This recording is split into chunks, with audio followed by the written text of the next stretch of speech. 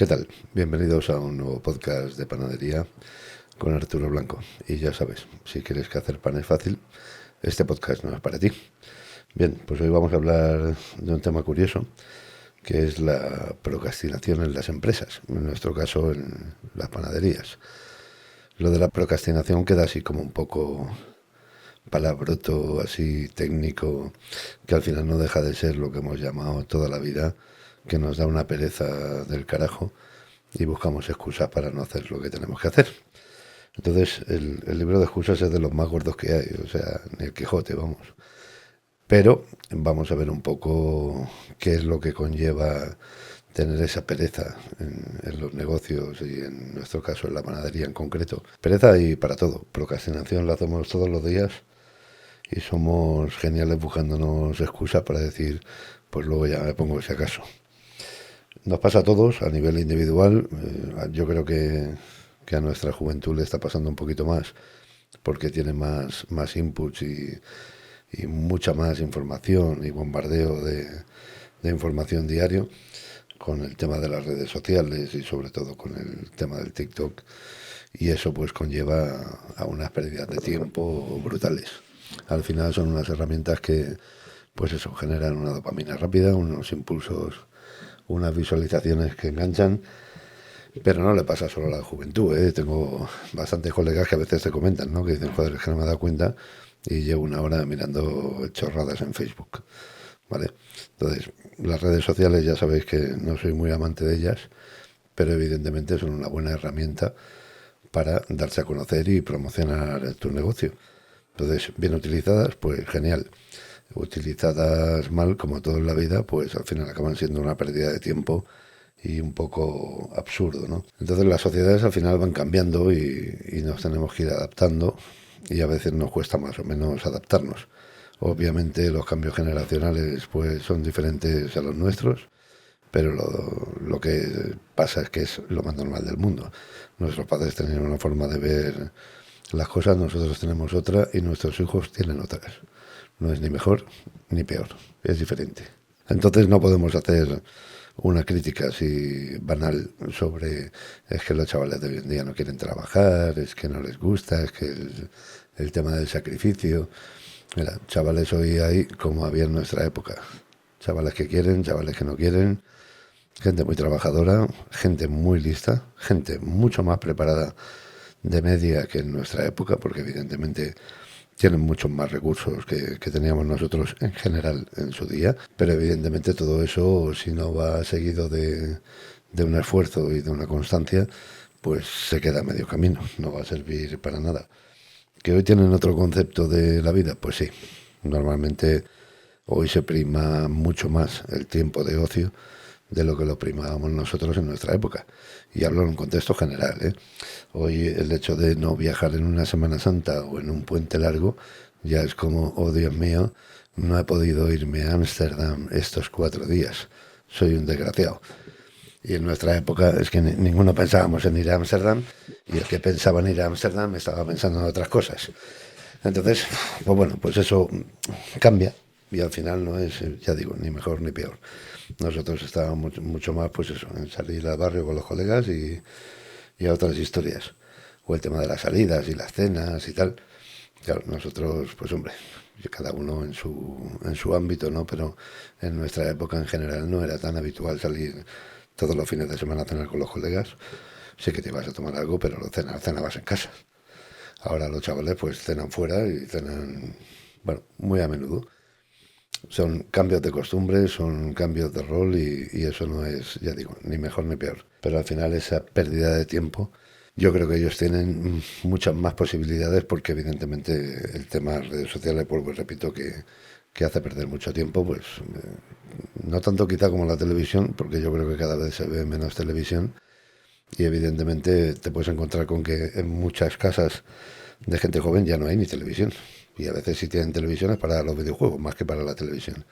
O sea, son cambios que se van realizando, que parece que tarden muchísimo, pero una generación no es tanto tiempo. Y la televisión para mí cada vez se está perdiendo más fuelle en decremento de que las redes sociales cada vez van ganando más tiempo. Yo mis hijos, pues no sé, creo que no recuerdo la última vez que los vi ver una película en la televisión convencional. O sea, ellos ya cuando quieren ver una película, una serie o tal, se van a las plataformas y la ven en el momento que quieren y cuando quieren. Y como quieren, además. O sea, que ha cambiado esa dinámica, ¿no? Y lo mismo que cambia para la televisión o las redes sociales, también cambia para los negocios. Y volviendo al tema de la procrastinación, pues evidentemente, si nos vamos ya al tema empresarial, ahí vamos a ver que, bueno, pues voy a poner algunos ejemplos y algunas experiencias que tengo cuando voy a las asesorías y tal, que supongo que más de uno se va a sentir identificado. Y evidentemente no es que sea ni más malo ni más bueno que otro. Lo que pasa es que eso nos pasa a la inmensa mayoría. Y digo nos pasa porque yo procuro que no me pase, pero también me pasa, ¿eh? O sea que es que no soy un erudito en la materia. Pero evidentemente intento que me pase lo menos posible. Pero siempre hay un punto de distracción. Y cuando digo distracción no significa relajación. O sea, todos tenemos que tener un punto de descanso y de relajarnos y de parar una tarea. Eso no es procrastinación. Procrastinación es cuando yo estoy en medio de una tarea o voy a empezar algo y encuentro la excusa para parar y no terminarla. O para parar y decir que la voy a hacer más tarde. Eso es procrastinación. No es decir, oye, he terminado 3 tareas y voy a hacer una pausa. Eso se llama descanso.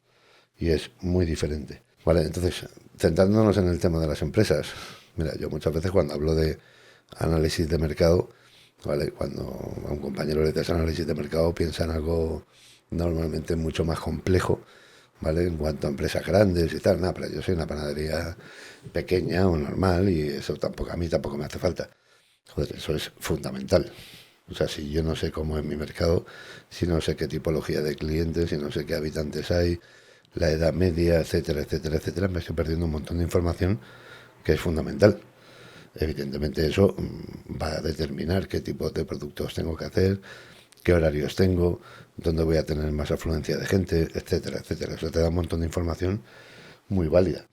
Por otro lado, cuando entramos en el tema del cálculo de costes, que ya sabéis que esa es una batalla que llevo hace muchos años, pues evidentemente sigue habiendo infinidad de empresas. Voy a poner un porcentaje y voy a ser un poquito generoso, pero el 95% de las empresas no sabe cuál es su coste. Y digo que estoy siendo generoso, ¿eh? Más o menos creen que saben cuál es su coste, pero la realidad dice que seguimos funcionando como hace un montón de años. Y hace un montón de años funcionábamos con, pues tanto he ingresado, tanto he pagado, tanto me queda, esto va bien. Y ya está, lo que viene siendo, o hemos llamado toda la vida, la cuenta a la vieja. Si a final de mes me queda, es que lo estoy haciendo bien. Eso evidentemente ha cambiado muchísimo. Y sobre todo ha cambiado muchísimo desde la pandemia y desde los cambios de precios de las materias primas. ¿Por qué? Pues porque, hombre, la panadería yo considero que sigue siendo un buen negocio. Pero evidentemente ya no tiene los márgenes que tenía antes. O sea, se han reducido y bastante. Entonces, si yo antes tenía un margen, vamos a decir, más amplio, y aquí no quiero dar cifras para que nadie se sienta susceptible de decir, sí, hombre, ya me gustaría a mí, o ni de broma yo gano mucho más que eso, aunque a veces no lo sabemos ni concreto. Pero bueno, vamos a decir que ahora tiene menos margen que antes, y evidentemente cuando se reduce el margen de error también se reduce. ¿Vale? O sea, si yo estoy haciendo algo mal y mi margen es amplio, pues me lo va a permitir. Si sigo haciendo algo mal y mi margen de beneficio ha bajado, pues evidentemente eso me va a penalizar mucho más que antes. Y eso es lo que le está pasando a muchísimas panaderías, que seguimos funcionando y seguimos haciendo lo mismo de siempre, y ahora resulta que donde antes ganábamos, ahora ya no ganamos. Entonces, ¿qué pasa? Que si sigo haciendo lo mismo de siempre, obviamente el resultado va a ser el mismo. No va a cambiar. El que tengo que cambiar soy yo. Pero nos da muchísima pereza cambiar. Nos da muchísima pereza ponernos a calcular los costes, ponernos a ver cómo calcularlos o ponernos a estudiar cómo gestionar mejor nuestra empresa. En muchas ocasiones, sobre todo con la gente que ya tiene una edad, te dicen, mira, a mí no me compliques la vida, llevo 30 años haciéndolo así, me ha ido bien. Pues sí, llevas 30 años haciéndolo así, te ha ido bien, pero es que resulta que el mercado ha cambiado. Y los cambios, a día de hoy, ya no son como los de antes. Y no me refiero a que antes no cambiaran las cosas, que también cambiaban, ¿eh? Pero un cambio antes tardaba 5 años en implantarse. Hoy en día un cambio tarda 1 año, 2 años en implantarse. Entonces, esa velocidad hace que nos tengamos que adaptar mucho más. Y os diría que es una adaptación constante lo que tenemos que hacer. Porque si no, no te das cuenta y te vas quedando fuera de mercado. El hecho de que vayan cerrando tantas panaderías, y yo que voy por todas partes en España y por otros países también, pues vas viendo un poco cómo funciona el tema en cuanto a decir, oye, pues es que ves que el que va cambiando, pues más o menos se va adaptando. Y el que no quiere hacer cambios, pues va en decremento poco a poco, pero ese poco a poco de antes cada vez tiene más velocidad, ¿no? Y al final acaban cerrando muchas panaderías, lo cual es triste, ¿no? Entonces, ¿todo eso tiene que ver con la procrastinación? Pues sí, y tiene que ver porque nos da pereza hacer un cambio, porque buscamos mil excusas para no hacer esos cambios. Y el tiempo va pasando y conforme va pasando el tiempo, pues nuestra empresa se va resintiendo. Y eso nos pasa absolutamente a todos.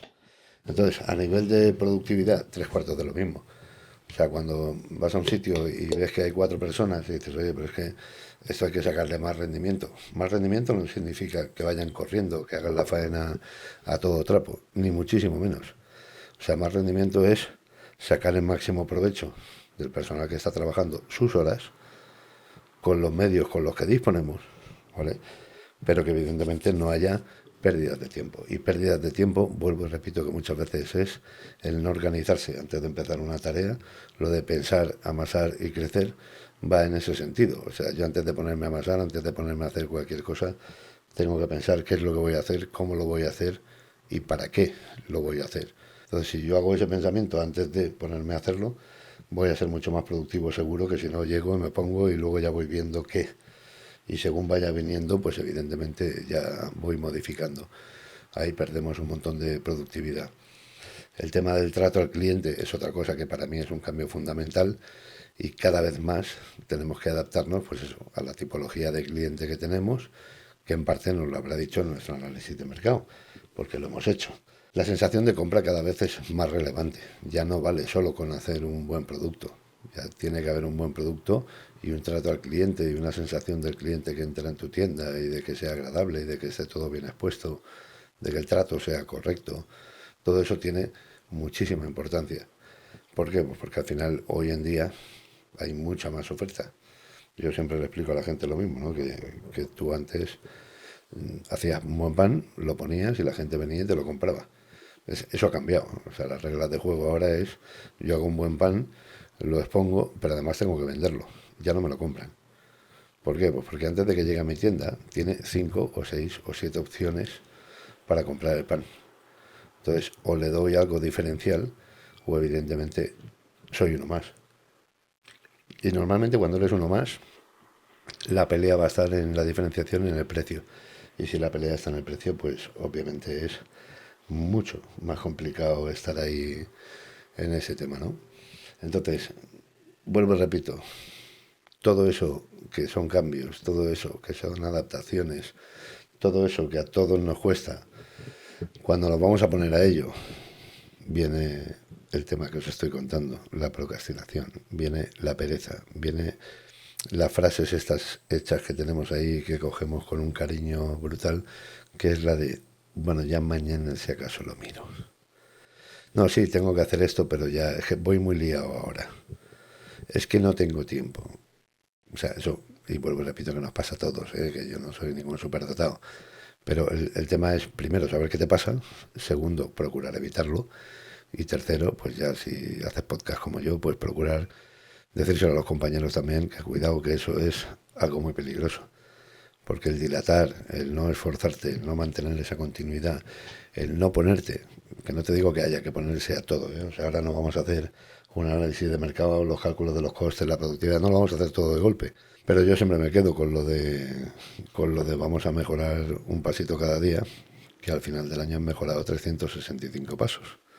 Entonces, eso sí es importante. O sea, ponerse metas o retos a corto plazo y empezarlos y acabarlos, eso sí es importante. Y como todo en la vida, va a generar un hábito. Y si yo me propongo ver cómo está mi mercado, cómo está mi zona, porque seguramente mi barrio, de lo que era hace 20 años a lo que soy, pues ha cambiado. ¿Por qué? Pues porque evidentemente la gente que sigue viviendo en el barrio ya tiene 20 años más. Y sus hábitos de consumo han cambiado también. Además de que sus hábitos de consumo han cambiado por la edad y porque cada vez los hábitos alimentarios van cambiando, ¿vale? No siempre para bien, ¿eh? Pero van cambiando. Entonces al final tenemos que adaptarnos. Entonces esa adaptación yo tengo que ir viéndola y tengo que ir analizándola. El tema de los costes es fundamental. ¿Por qué? Pues porque, coño, nuestras materias primas han subido una barbaridad. Prácticamente todas. Ha subido la harina, ha subido el azúcar, ha subido el aceite, ha subido la mantequilla, o sea, ha subido el chocolate. Bueno, el chocolate no ha subido, el chocolate ya está en la estantería de arriba donde no se llega ni con la escalera. Entonces todo eso o nos ponemos y lo estudiamos y lo analizamos y nos preparamos o nos vamos a quedar fuera de juego. Y ponerse y prepararse y estudiarlo pues conlleva un sacrificio, porque ya bastante difícil es llevar el negocio para adelante como para además ponerte a hacer cosas a las que no estás habituado. Y esa es la parte quizá más complicada, ¿no? Yo siempre digo que procuro predicar con el ejemplo y cuando digo eso, que no es que sea ejemplo de nada, ¿eh?